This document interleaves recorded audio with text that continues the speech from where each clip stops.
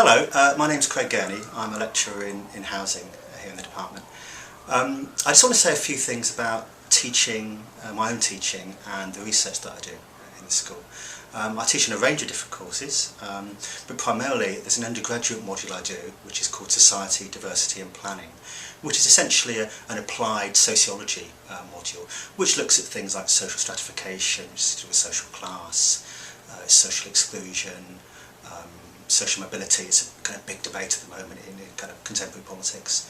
We'll look at a little bit about the riots in August 2011 and look at the kind of causes and the arguments surrounding those. So that's a module that's delivered to first year students, first year undergraduate students. The second major block of teaching I do relates to research methods. And in the research methods modules for our postgraduate students, I introduce the idea of the planning imagination.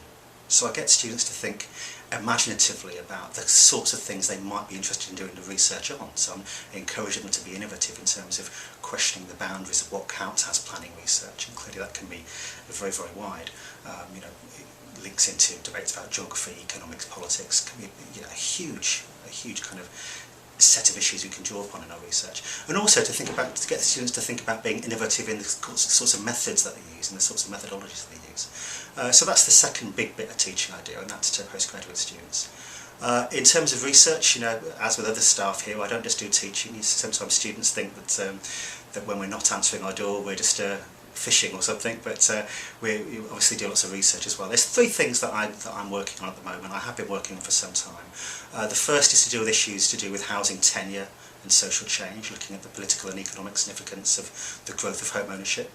Secondly, in relation to home ownership itself, looking at attitudes that people have towards home ownership, particularly in a recession, and how they make sense of those, how they understand the way in which housing markets work.